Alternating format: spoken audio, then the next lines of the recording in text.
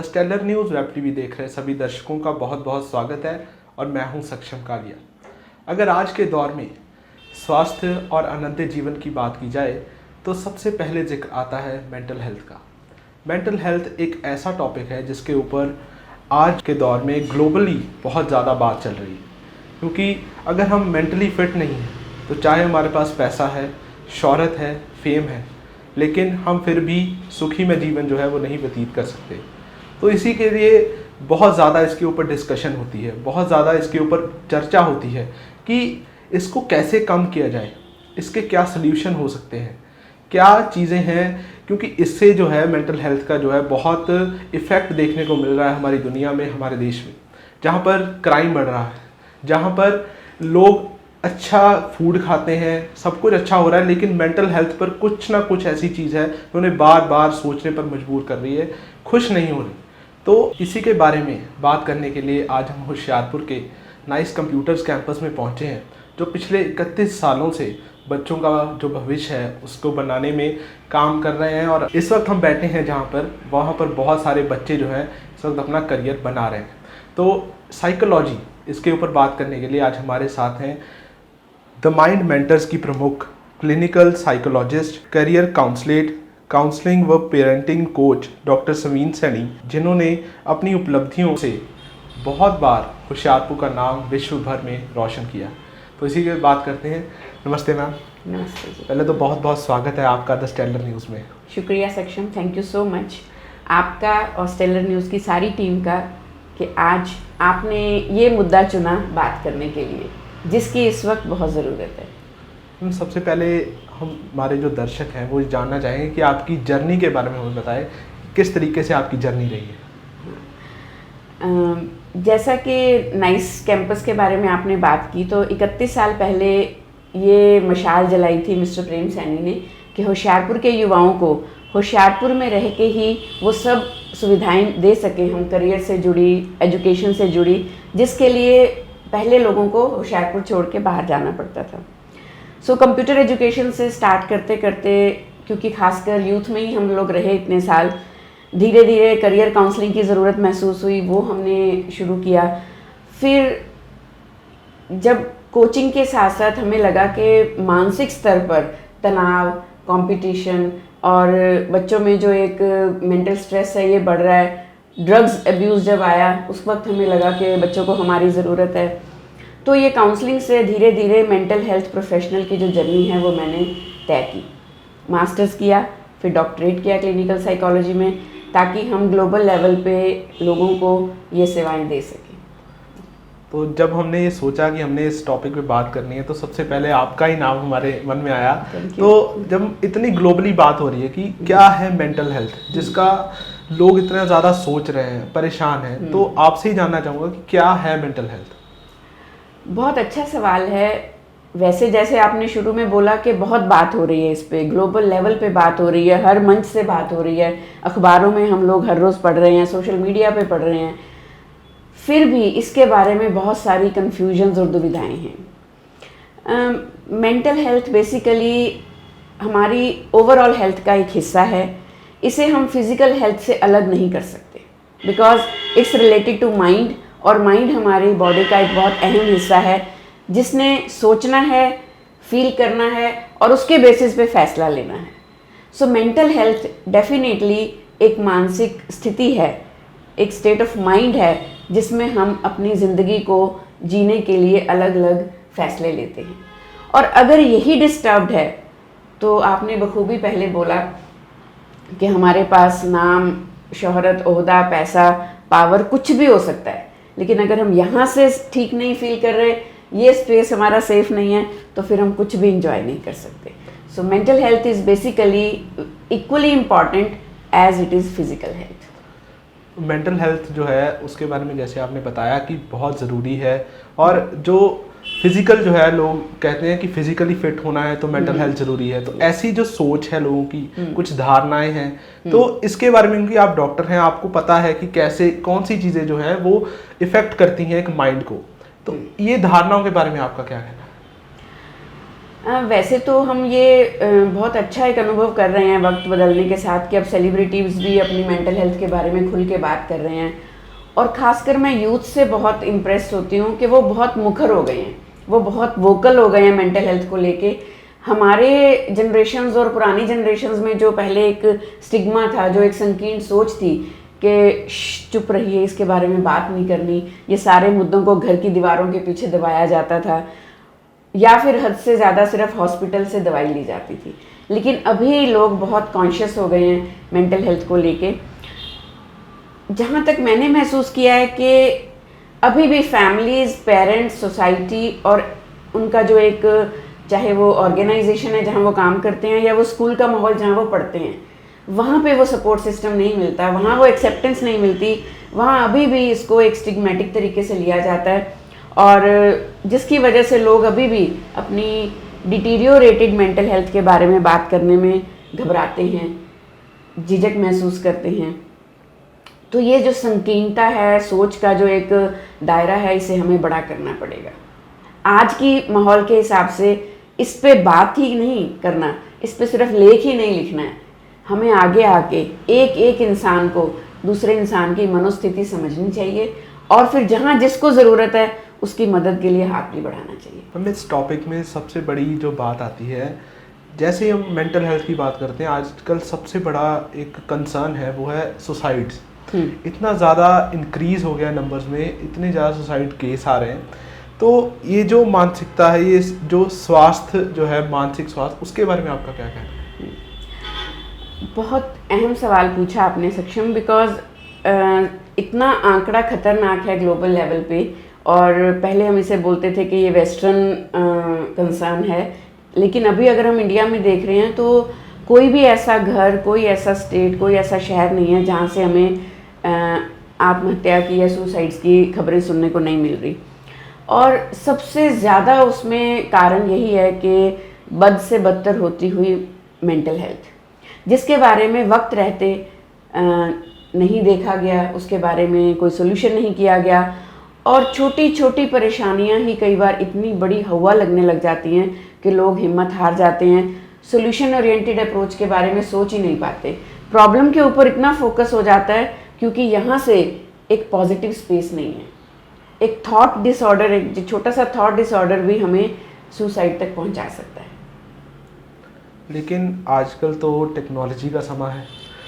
मतलब हर एक बच्चा जैसे ही स्टार्ट हो रहा है, आजकल क्या हो रहा है कि फर्स्ट से लेकर 12th से ऊपर जितने भी हैं वो सारे बच्चे फ़ोन्स यूज़ कर रहे हैं, टेक्नोलॉजी के साथ जुड़ गए।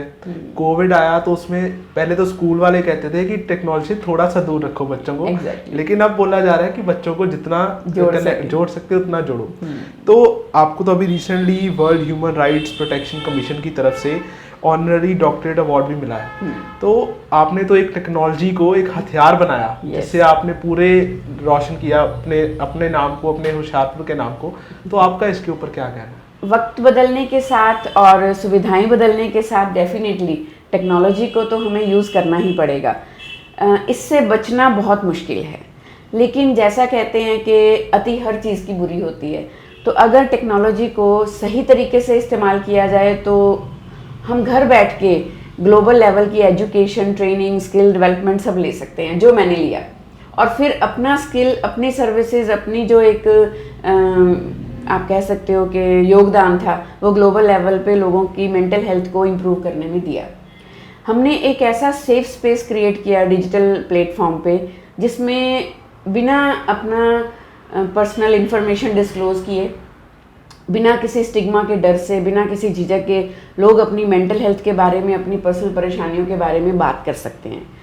और कोविड के टाइम पे तो इस चीज़ ने इतना ज़्यादा हेल्प किया लोगों को कि मुझ तक वो अपने सॉल्यूशंस तक पहुंच सके, जहां वो लोकल लेवल पे हेल्प नहीं ले सकते थे। तो हर इंसान लोकल लेवल पे कहीं भी जाने में थोड़ा झिझकता है, तो ग्लोबल लेवल पे मेरा जो दायरा बढ़ा वो डिजिटल मीडियम की वजह से ही बढ़ा। हाँ, ये बिल्कुल सच है कि मेंटल हेल्थ डिटीरियोरेशन में ओवर स्क्रीन टाइम बहुत ज़्यादा जो है वो रोल प्ले कर रहा है, लेकिन उसमें भी जो कारण जानने की ये ज़रूरत है कि क्या देखा जा रहा है, क्या पढ़ा जा रहा है, किस मकसद के लिए सोशल मीडिया को या डिजिटल मीडियम को यूज़ किया जा रहा है।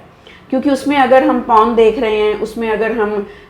इंस्टा पे, सोशल मीडिया पे दूसरों की ज़िंदगी देख के खुद अपने आप को कमतर समझ रहे हैं, अपना कंपैरिजन कर रहे हैं और ये सोच रहे हैं कि मेरी ज़िंदगी तो किसी काम की नहीं है,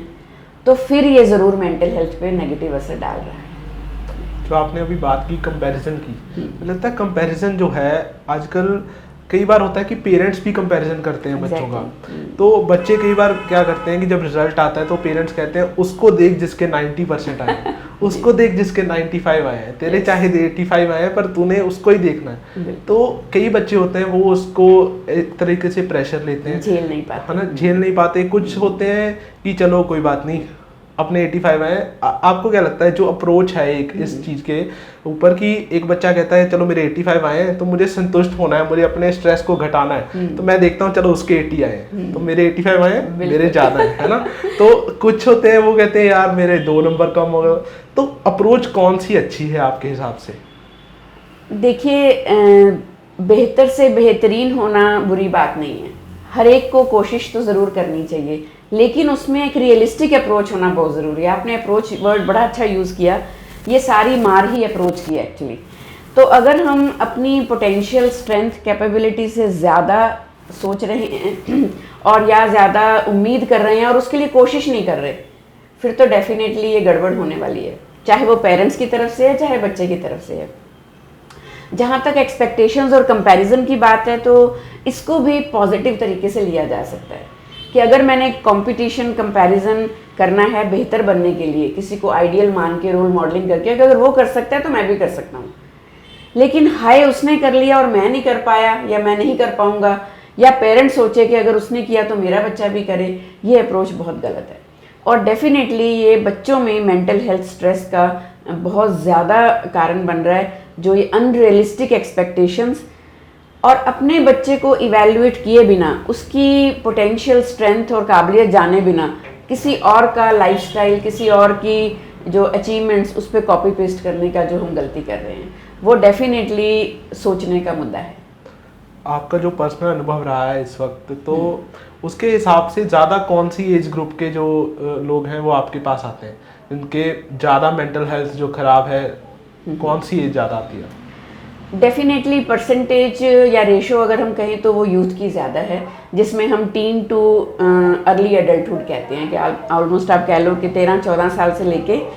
22 साल तक। लेकिन अगर उम्र के पड़ाव की बात की जाए तो मैं आपको एक और ख़तरनाक खबर दे सकती हूँ कि कोविड के दिनों से लेके अब तक हमारे पास 6 साल, 7 साल, 8 साल के बच्चों के भी एंजाइटी और डिप्रेशन के केसेस आ रहे हैं। और अगर हम एल्डर एज की बात करते हैं, सीनियर सिटीजन्स की, उसमें भी ये बहुत ज़्यादा खतरा है।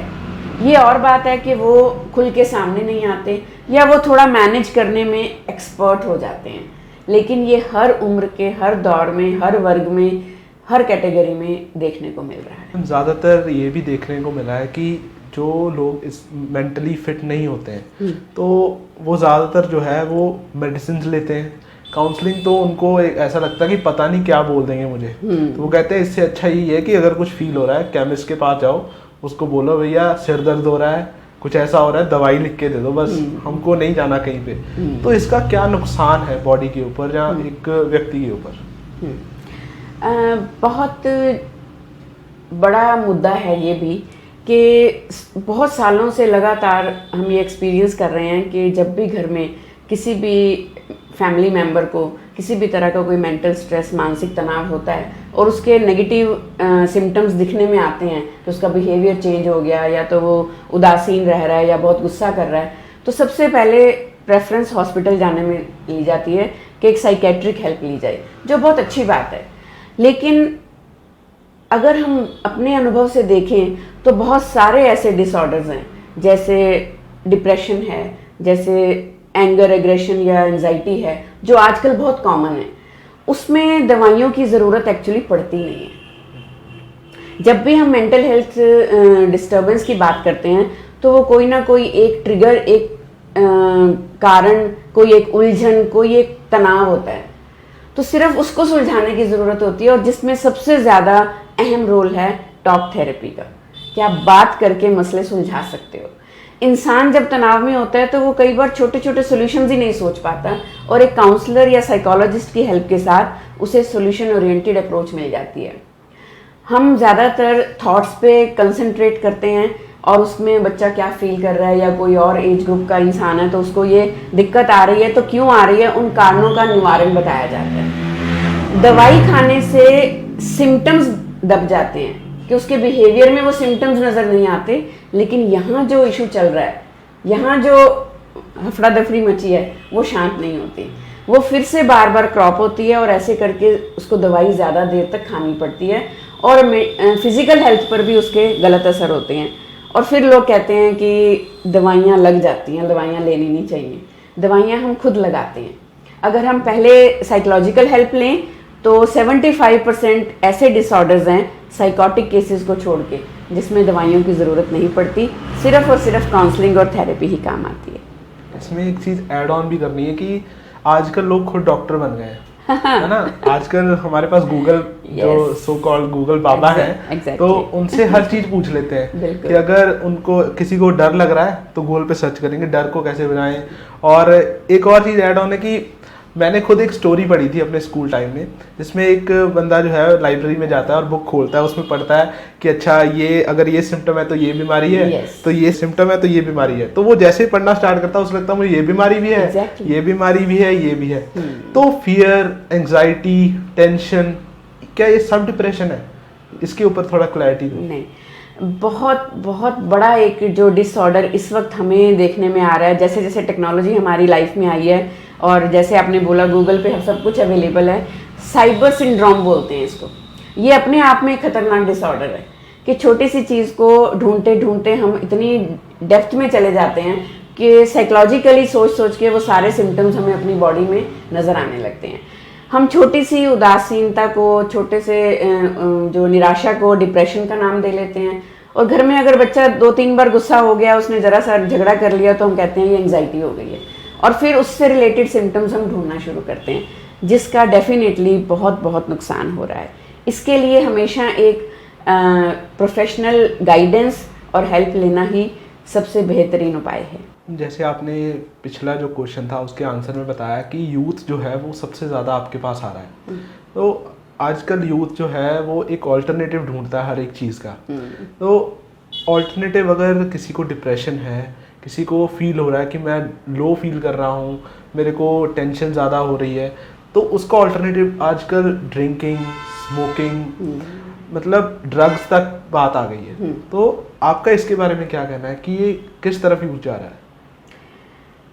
एक्चुअली इसमें मैं यूथ को ब्लेम नहीं करूँगी, क्योंकि हम लोगों ने, अगर हम समाज की बात करें, पारिवारिक माहौल की बात करें, सोशल सिस्टम की बात करें, तो हमने एक माहौल ही ऐसा बना दिया है। पहले जॉइंट फैमिलीज होती थी, घर में बहुत सारे बुजुर्ग और अलग अलग तरह के नेचर वाले लोग होते थे, सबके साथ कैसे रहना है, सबकी बात सुननी है, सबका कहना मानना है,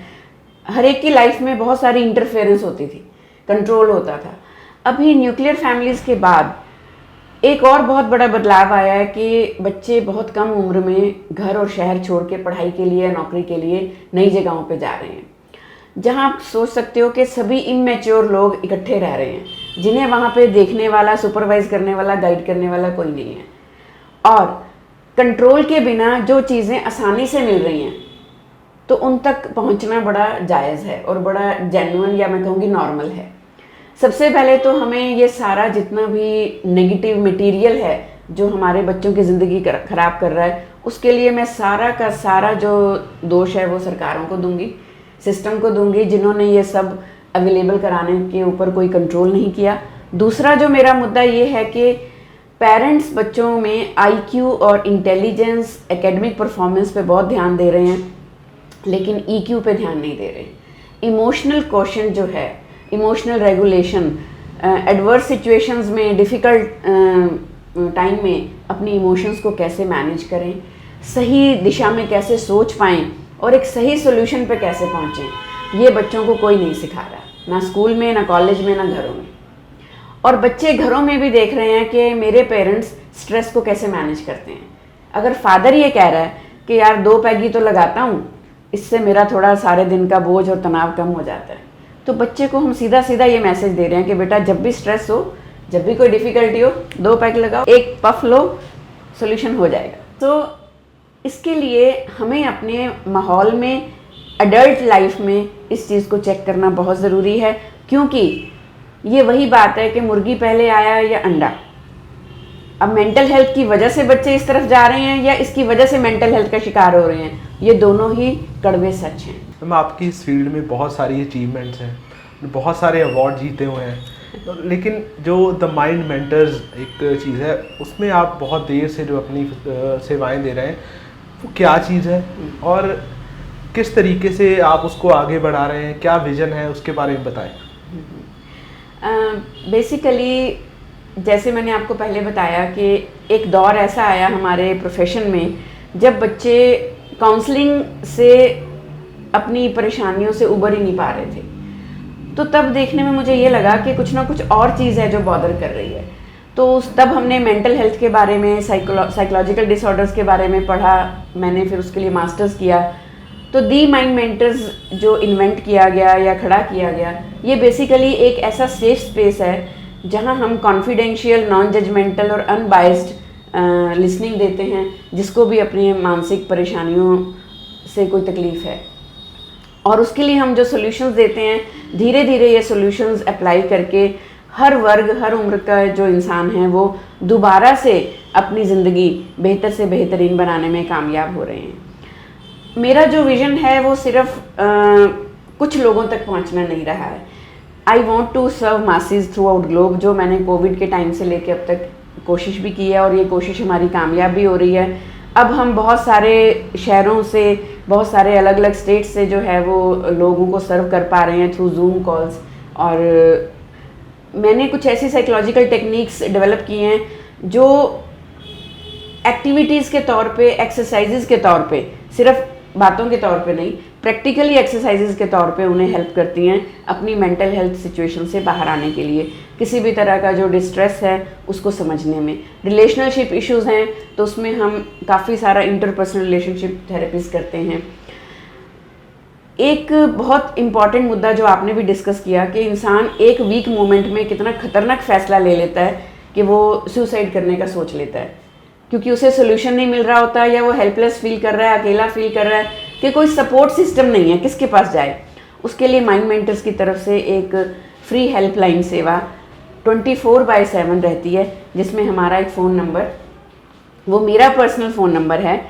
कि जो हर वक्त अवेलेबल रहता है कि उस पर कोई भी अपना ऑडियो मैसेज भेजे, टेक्स्ट मैसेज भेजे या कॉल करे, तुरंत उसे सुना जाता है और उसे फर्स्ट जो एक फर्स्ट एड की तरह फर्स्ट हेल्प है, फर्स्ट सपोर्ट है, वो दी जाती है। और माइंड मेंटर्स के ज़रिए मैं एक और बहुत प्रयास करने की कोशिश कर रही हूँ कि हम एक हेल्पलाइन फोरम बना रहे हैं जिसमें जो लोग मेंटल हेल्थ से मेरी सर्विसेज के थ्रू या किसी और से सर्विसेज लेके ठीक हुए हैं, अब वो इसकी इम्पोर्टेंस समझते हैं कि सपोर्ट की क्या वैल्यू होती है, राइट गाइडेंस की क्या वैल्यू होती है। हम उन्हें मिलके एक फ़ोरम बना रहे हैं और उन्हें मैं फर्स्ट रिस्पॉन्डर की तरह तैयार कर रही हूँ, ताकि अगर उनके आसपास कोई ऐसा इंसान है जो अपनी तकलीफ़ शेयर नहीं कर रहा लेकिन वो समझ आ रहा है कि वो कुछ तकलीफ़ में है, तो वो खुद आगे जाके उसे कुछ सॉल्यूशंस तो नहीं देंगे लेकिन एक खुले दिल की बातचीत ज़रूर देंगे और फिर एक राइट मीडियम से कनेक्ट करेंगे, जिससे हम उन लोगों तक भी पहुंच सकें जो खुद अपनी मदद के लिए प्रयास नहीं कर पा रहे, कोशिश नहीं कर पा रहे। तो एक लास्ट में एक मैसेज पेरेंट्स के लिए, स्टूडेंट्स के लिए, कुछ ऐसा जो अभी तक उन्हें पता तो है पर समझ नहीं आया। देखिए, मैं अपील ही कर सकती हूँ, मैं बहुत ज़्यादा विश्वास रखती हूँ इस बात में कि अगर कोशिश मन से की जाए तो सारी कायनात सॉल्यूशंस देने में जुट जाती है। और उस कायनात का हिस्सा हम सब हैं, चाहे वो फैमिली है, एजुकेशनल इंस्टीट्यूट्स हैं, टीचर्स हैं, कोचेज़ हैं, मेंटोर्स हैं। हम सब समझ रहे हैं कि हमारे आसपास क्या हो रहा है, लेकिन हम सब आंखें बंद किए हुए हैं। तो अभी तो इतने यंग एज में मेरे पास 5, 6, 7 साल तक के बच्चों की एंग्जाइटी और डिप्रेशन के जो केसेस आ रहे हैं, तो मेरी पेरेंट्स से एक ही विनती है कि शिकायत ना करें, बिहेवियरल के बारे में बच्चों के बिहेवियर को देख के परेशान ना हो, उनके कारणों को ढूंढें, कहाँ हम चूक कर रहे हैं। अगर हम बच्चे को खेलने के लिए बाहर नहीं भेज रहे, हम अपनी पर्सनल और प्रोफेशनल लाइफ में इतने बिजी हैं कि हम उनके साथ वक्त नहीं बिता रहे, तो वो स्क्रीन एडिक्टेड होंगे ही। और अगर हम अपने सारे फैसले पुराने पेरेंट्स की तरह अभी भी आज के बच्चों पे थोप रहे हैं, तो ये भी एक बहुत बड़ा सोचने का मुद्दा है कि अब जनरेशन बहुत बदल गई है। अब उनके साथ पॉजिटिव और मॉडर्न पेरेंटिंग के तरीके से चलना पड़ेगा, ट्रेडिशनल पेरेंटिंग काम नहीं आएगी। समाज हमारा बहुत बहुत ज़्यादा ग्रो कर रहा है, गाड़ियाँ बड़ी बड़ी आ गई और घर बड़े बड़े हो गए, स्टेटस भी बड़ा हो गया, लेकिन सोच बड़ी करने की ज़रूरत है। उस मानसिकता से निकलने की ज़रूरत है कि अगर किसी को कोई मेंटल स्ट्रेस है, कोई मेंटल हेल्थ डिसऑर्डर का शिकार है, तो उसके बारे में नेगेटिव ना सोचा जाए, इसको बिल्कुल उसी तरह नॉर्मल लिया जाए जैसे किसी को बुखार है, खांसी है, मलेरिया है, कोविड है। कोविड से खतरनाक कॉन्सिक्वेंसेस हमने किसी चीज़ के नहीं देखे, तो इसे सिर्फ एक नॉर्मलाइज करने की ज़रूरत है और एक दूसरे का सपोर्ट सिस्टम बनने की ज़रूरत है। It's okay to feel not okay, so take it easy. Thank you so much ma'am, thank you. तो ये हमने बात की डॉक्टर सवीन सैनी, जिन्होंने पिछले बहुत सारे सालों से बहुत बच्चों को, बहुत लोगों को जो है वो काउंसलिंग की है। इस डिस्कशन में एक बात तो क्लियर है कि डिप्रेशन को इतना बड़ा मत बनाइए, बात कीजिए, एक दूसरे से बात करेंगे तो बहुत सारी जो प्रॉब्लम्स है उसका सलूशन मिल जाएगा। फियर को डिप्रेशन मत बनाइए, एंग्जाइटी को डिप्रेशन मत बनाइए और अपने बच्चों को स्पेस दीजिए, खेलने का मौका दीजिए। अगर आप उनके साथ टाइम नहीं स्पेंड कर पा रहे और अगर वो स्क्रीन टाइम ज़्यादा देख रहे हैं तो आपकी भी कहीं ना कहीं गलती हो सकती है। तो इसके साथ ही मुझे सक्षम कालिया को और मेरे कैमरामैन जितेंद्र प्रिंस को दीजिए इजाज़त। नमस्कार।